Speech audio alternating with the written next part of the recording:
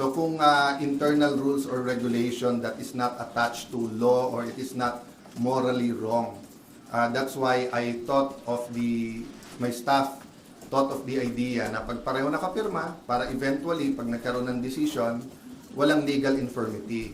And it will also prevent yung mag-filean yung dalawang kampo ng usurpation. Diba? Kasi of course, as far as I'm concerned, nag-usurp ng authority si Senator Win because he's not really the acting president, pababa. Pero maraming ang problema ang ating bansa, why don't we focus on that? So, apparently, because ayaw nila pumayag, dalawa Senado natin ngayon. You have the Senate of the Philippines and you have the Senate of Malacanang. No? So, yung Senate of Malacanang had a hearing kanina and you have two Blue Ribbons Committee.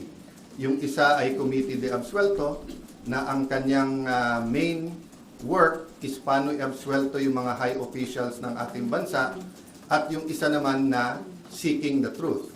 So am I saying lahat ng sabihin ng 18 ex-Marines ay completely true? No. What I'm saying is nga, give them a chance. I heard they have other evidence, including videos. I heard that if they come out and there's full support na nararamdaman, may iba pang mga witnesses na may mga dokumento, may mga ebidensya na lalabas din. So as a nation, we have to decide whether the Senate will be under the thumb of Malacanang. And now that it is very clear to us that the biggest ever corruption scandal is the flood control scandal, if it's acceptable to us that we witnessed this morning, the biggest cover-up committee hearing of our generation. Diba? So ganun lang kasimple yon.